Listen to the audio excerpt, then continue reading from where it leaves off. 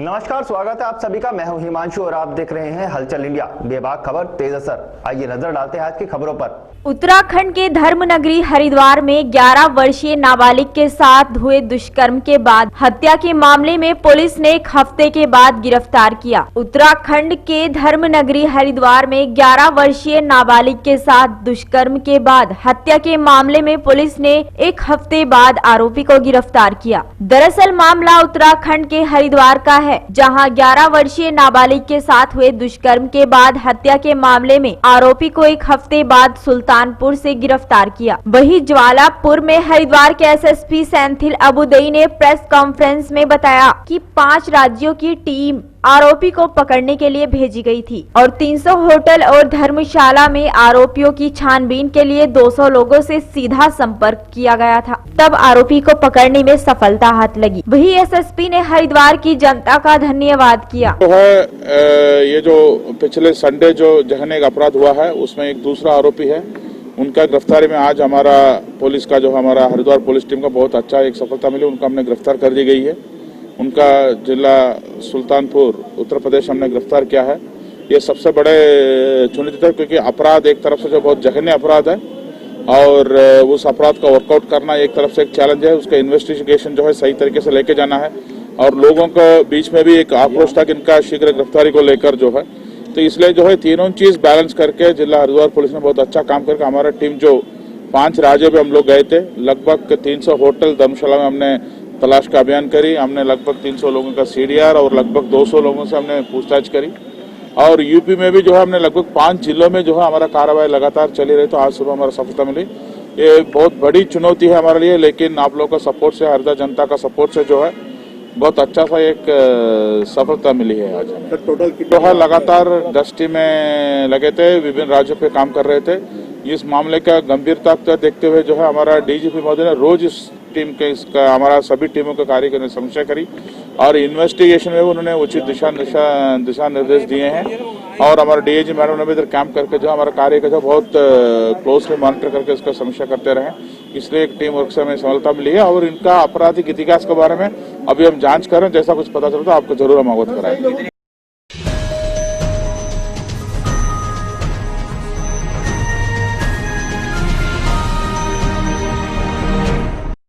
जनपद बागपत में घर में सो रहे एक परिवार को जिंदा जलाने की कोशिश की गई है, जिसमें आग में जलने से एक किशोर की जिंदा जलकर मौत हो गई। दरअसल मामला शहर कोतवाली इलाके के निरोजपुर रोड की है, जहां नौशाद नाम का एक शख्स अपने 3 बच्चे व पत्नी के साथ रहता है। वही रात के समय पूरा परिवार घर में सो रहा था कि तभी अचानक घर में आग लग गई। लेकिन तब तक घर में सो रहा परिवार कुछ समझ पाता तब तक धीरे धीरे घर का सारा सामान भी जल गया। घर में सो रहा 12 वर्षीय समीर भी आग की चपेट में आ गया और बुरी तरह से झुलस गया, जहां उसकी मौके पर ही मौत हो गई, जबकि महिला और एक बच्चा झुलस गए। वही शोर सुनकर आए कॉलोनी वासियों ने बड़ी मुश्किल से आग पर काबू पाया। परिजनों का आरोप है कि अज्ञात लोगों द्वारा पेट्रोल डालकर आग लगाई गई है। फिलहाल मौके पर पहुंची पुलिस ने मृतक किशोर के शव को मोर्चरी में भेज दिया है। पुलिस अधिकारी के मुताबिक मृतक के पिता ने अपने पड़ोसी अयूब पर शक जताते हुए तहरीर दी है, जबकि मृतक के मामा ने अपने बहनोई पर ही आग लगाकर जलाने का आरोप लगाया है। फिलहाल पुलिस ने मामले की तफ्तीश शुरू कर दी है। क्या नहीं है भाई,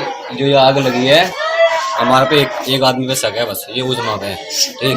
और मैटर उसी का ही है, लैला मजनू वाला। आग लगने से कितने लोग झुलसे और किसी की मौत भी हुई है क्या? एक हमारा भांजा इंतकाल कर गया। क्या नाम है उनका? समीर नाम है उसका, ठीक। और एक उससे छोटा वाला है, वो भी अयान है, वो भी पूरा फूका पड़ा है। मेरी बहन है, वो भी पूरी फूकी पड़ी है। उम्मीद भी कम है, ठीक। अभी 2 अस्पताल चेंज हो चुके हैं, तीसरा दिल्ली लेके जा रहे हैं। पुलिस से शिकायत करी? पुलिस से कंप्लेंट कर दी, अभी गए हैं लोग करने। ये थाना क्षेत्र बागपत में आयशा कॉलोनी में एक घटना हुई, जिसके तहत घर में आग लगी है और जिसमें एक बच्चे की मृत्यु हुई है।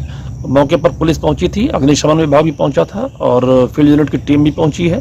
मौके पर ज्ञात हुआ है कि रात में परिजन, नौशाद के परिजन थे, 2 बच्चे, नौशाद की पत्नी घर में अलाव जलाकर तसले में और नीचे उसको चारपाई के नीचे रख दिया था। यद्यपि उनका कहना है कि उसको बुझा दिया गया था, जिसके पश्चात आग लगी है। बच्चे के शव को पोस्टमार्टम और पंचायतनामा के हेतु भेजा गया है और नौशाद की पत्नी और उसके एक बच्चे का इलाज चल रहा है, जिस संबंध में नौशाद के द्वारा अपने पड़ोसी अयूब के ऊपर आरोपित किया गया है। उनके द्वारा बताया गया आग इनके द्वारा लगाई गई है। जबकि इसी घटना के संबंध में नौशाद के जो साले हैं हैदर, उनके द्वारा दूसरा प्रार्थना पत्र दिया गया है, जिसमें कि नौशाद को ही आरोपित किया गया है। दोनों प्रार्थना पत्रों को ले लिया गया है, सारे साक्ष्य एकत्रित किए जा रहे हैं। शीघ्र ही घटना में जो भी तथ्य प्रकाश में आएंगे आप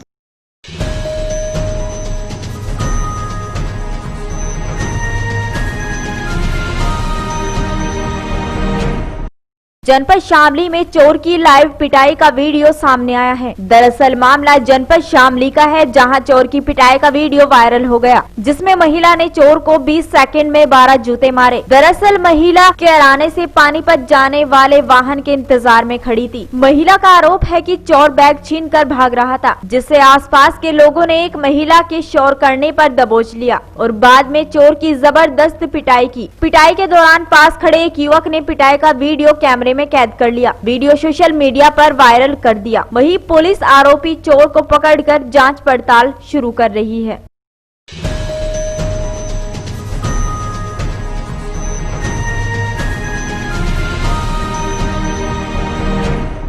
जनपद शामली में जिला अस्पताल में लाइव आग से हड़कंप मच गया। कैंप आवास पर खड़ी स्कूटी में भीषण आग लग गई। आग लगने से चंद मिनटों में स्कूटी जलकर खाक हो गई। आग लगने की सूचना पीड़ितों ने फायर ब्रिगेड वालों को दी, जिसके बाद फायर सर्विस मौके पर पहुंची और स्कूटी में लगी आग पर काबू पाया, लेकिन तब तक स्कूटी पूरी तरह से जलकर खाक हो चुकी थी। यह स्कूटी शामली सीएमओ में कार्यरत स्वास्थ्य कर्मचारी नीरज की बताई जा रही है। पीड़ित नीरज के मुताबिक घटना अल सुबह करीब 3 बजे की है, जब पूरा परिवार घर में सोया हुआ था। उस दौरान बाइक में आग लग गई। जब परिवार वालों को कुछ जलने का आभास हुआ तो वह घर से बाहर निकले तो उन्होंने स्कूटी को जलते हुए पाया। स्कूटी में भीषण आग लगी हुई थी और स्कूटी धुआं धुआं कर जल रही थी। नीरज व आसपास के लोगों ने आग बुझाने का प्रयास भी किया, लेकिन आग पर काबू नहीं पाया। घटना के बाद पीड़ित नीरज का शक अज्ञात लोगों पर जा रहा है। अज्ञात लोगों पर स्कूटी में आग लगाए जाने का शक है। फिलहाल पीड़ित ने पुलिस में कंप्लेन कर दी है और आगे की वैधानिक कार्यवाही शुरू कर दी है। ये मामला ये होया 3 साढ़े 3 बजे में उठा था, है ना, चाय पी आराम से सो गया, फिर मैं लेट गया और लेटने के बाद में फिर मुझे चिड़चिड़ की आवाज आई। भाई मैं सोचा मैं ट्रांसफार्मर में आग लग गई, तो मैं जैसे बाहर निकला देखो तो स्कूटी में आग लगी हुई थी। अच्छा अच्छा अच्छा अच्छा, कौन मतलब हादसा वादसा तो नहीं हुआ कुछ? नहीं, हादसा कुछ भी फिलहाल कुछ नहीं। किसने लगाई पता लगा कुछ? ये कुछ पता नहीं लगा किसने लगाई। फायर सर्विस वगैरह कुछ मौके पर आई थी? फायर सर्विस आई थी, फिर वो बुलवाई थी। जब आग पे पाको? हाँ गए थे सारे, आगे थे, अड़ोस पड़ोस में सारे आगे थे। एक बाइक और थी वो खींची हमने जबरदस्ती।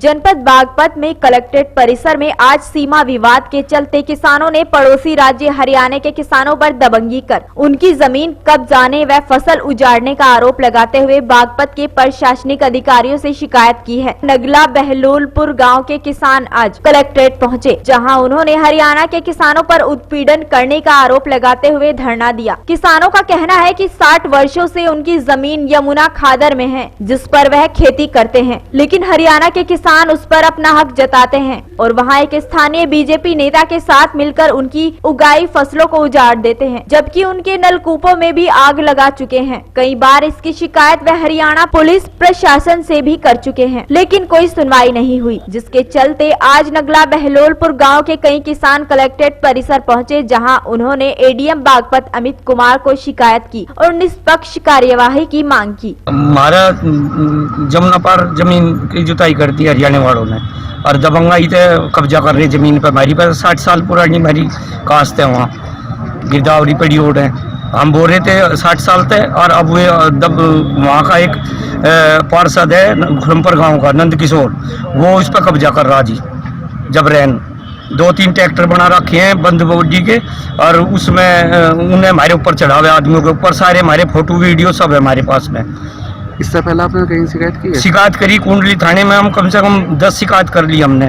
कोई भी वहाँ हमारी सुनवाई, प्रशासन कोई भी सुनवाई नहीं करता। जहाँ में हम चुप उल्टे भेज रहे हैं, एप्लीकेशन उल्टी लिया में हम एसपी के भी दिए, मुख्यमंत्री के भी दिए जी हमने सब। मामला ये है जी, हमारी ज़मीन जो है हरियाणा में गई हुई है और वहाँ पे हमारी जमाबंदी और गिरदावरी है। 60 साल से हम वहाँ बोआ है और सन 70-71 से हमारी कास्ट है। और हाँ, एक बीजेपी का पार्षद है, वो हमें परेशान कर रहा है, नाम नंद किशोर है उसका। और अभी हमारे 3 इंजन सिंचाई वाले और 3 पंखे और 3 बोरिंग नष्ट कर दिए और एक बाइक को उठा कर ले गया। कब की बात है? ये 28 तारीख की बात है, 28/11 की। उस दिन हमारे चोट लगी, हॉस्पिटल के भी सब डॉक्यूमेंट्स हमारे पास, रिपोर्ट भी है, सब चीज़ है, लेकिन वहाँ हमारी फिर भी रिपोर्ट दर्ज नहीं हुई हरियाणा में। तो हरियाणा का प्रशासन हमारी कुछ नहीं सुन रहा बिल्कुल भी। अपने अधिकारियों से शिकायत की? अब हमने अपने अधिकारियों के पास आए हैं, शिकायत किया।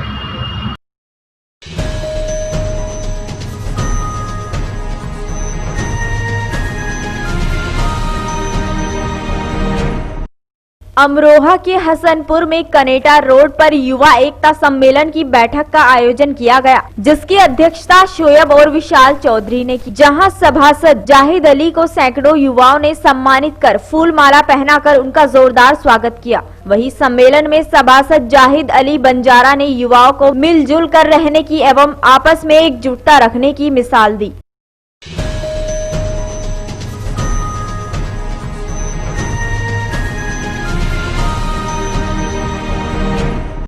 ककरोली में महर्षि दयानंद इंटर कॉलेज जड़बड़कटिया में ग्राम पाठशाला मिशन टीम ने हर गांव में एक लाइब्रेरी बनाने का संकल्प लिया है। इस क्रम में जड़बड़ गांव में भी पाठशाला बनाने का आह्वान किया। ग्राम पाठशाला टीम एक मुहिम चला रही है, जिसका मिशन है कि देश के हर गांव में एक आधुनिक लाइब्रेरी हो। इस मुहिम के तहत ग्राम पाठशाला मिशन टीम ने गांव जड़बड़ में पहुंचकर महर्षि दयानंद इंटर कॉलेज के प्रांगण में एक सभा का आयोजन किया। NHC लाल बहार सिंह ने कहा कि इस मुहिम के तहत शिक्षा क्रांति को जागरूक किया जा रहा है। यदि हर गांव में एक लाइब्रेरी का निर्माण होता है तो गांव के बच्चों को भी अधिकारी बनने के अवसर प्राप्त होंगे। गांव में प्रतिभाओं की कमी नहीं है। हमारी टीम ने बागपत, हापुड़, गौतम बुद्ध नगर और बुलंदशहर जिलों में 1 दर्जन गाँव में ग्रामीणों द्वारा सार्वजनिक लाइब्रेरी का निर्माण किया जा चुका है और 2 दर्जन से भी अधिक गाँव में लाइब्रेरी निर्माण का कार्य चल रहा है। टीम ग्राम पाठशाला ने रविवार को जड़बड़ कटिया गांव में लोगों को प्रेरित करने का काम किया है। इस मौके पर ग्राम पाठशाला मिशन टीम के सैकड़ों कार्यकर्ता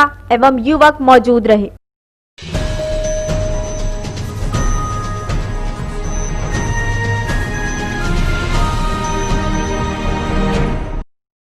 आज के बुलेटिन में इतना ही। कल फिर होंगे हाजिर कुछ नई और ताजा खबरों के साथ। देखते रहिए हलचल इंडिया, बेबाक खबर तेज असर।